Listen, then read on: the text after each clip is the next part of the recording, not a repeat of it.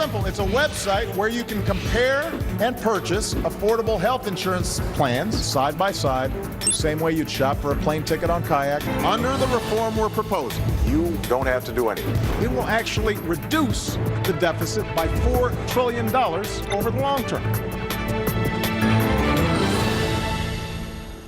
And welcome to Hannity tonight. Because it directly impacts each and every one of you watching this program, we're dedicating the entire hour to exposing the Obamacare lies. Now, in every single block of the show, we're going to break down the rhetoric versus the reality and what the mainstream media will not tell the American people about Obamacare. And by the way, here to help us do so, we have compiled a brilliant studio audience made up of people from both sides of the aisle, even Lanny Davis. One of the big promises, if you like your health care, you can keep it. We're going to play that later. Right. Lanny Davis, you are as great a spin artist as I've ever met. I've been battling you since the Clinton impeachment days, right, Betty?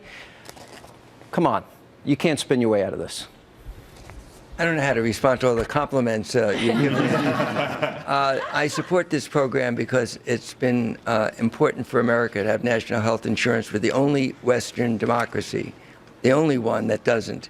But this has not been a good rollout. There's been a lot of problems, but there's a way to solve the problems by asking the private sector, who's been in the business with internet sites selling health insurance, to come in and be partners with government. Freeze frame.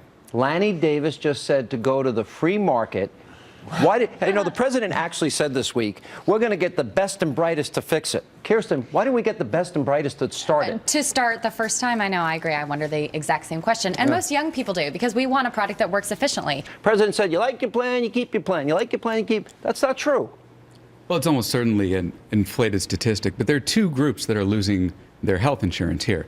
One of them have insurance that don't meet the criteria that Obamacare set up, in which case they will have to go onto the exchanges, but they will almost certainly get better, more comprehensive health care when they do. But see, that's not what the president promised. The president didn't promise you're going to get better, more expensive coverage. He said that his approach was going to bring down the actual cost of the coverage you were getting, the plans that you liked, and that's why this is a broken promise. Look, Lanny, you're shaking your head. If you like your plan, you can keep your plan. People like 800,000 New Jerseyans like their plan, Lanny, and they can't keep it.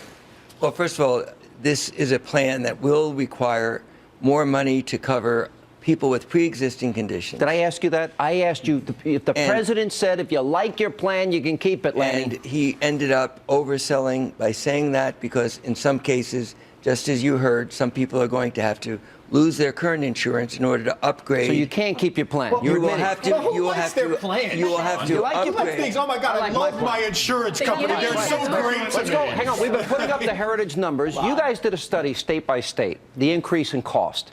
Now the cost is going up. You can't keep your plan. You know, the whole thing is predicated on one big lie after another. I think that President Obama is trying to solve the problems of this country, which is a different country than it was 20, 30 years ago, the same way that all those presidents did. And you know, besides Reagan, it's just another big government program. What we need is a more nimble government. We need corporations taking more responsibility for social welfare and social good in this country. And we need more free market principles across the board. Even Lanny agrees with that. Across the board. We can't use the same old politics to solve new problems. It's a different world. Well said. December 15th is the date that's most important. If this is not fixed and up and running by December 15th, I might join Doug and some others in saying we need to delay it. But I'm not going to make that judgment now. I'll make it on December 15th. And as for the RNC ad, where was the heck of the Job Brownie quote? It wasn't in there. I didn't see that in there. I would say just the bottom line is that this is not the law that we were promised. There has been exemptions. There have been delays. You can't keep your health care, which that's been acknowledged by people on the right and unions, from the AFL-CIO to IBEW. So the bottom line is, regardless of whether you think they were plan changes or if they were predetermined or not, this is not the law that we were promised. Lanny, I'm going to give you the last word. This is a really tough problem. The law isn't working. The websites aren't working. The president should tell that truth. But we're a great country. We need to fix this because we need national health insurance. How about we start all over again and have a national debate about what the best plan for this country is? Doug, real quick. Sean, the defund didn't work. We have to make this plan, as bad as it is. It is bad. Why do we have to settle? But this America plan, it isn't settling. It's being practical. This plan still makes we got the to run it. Guys, I'm just sorry we're out of time. You're great. Give yourselves a big hand. Thank you. It's all the time we have left this evening.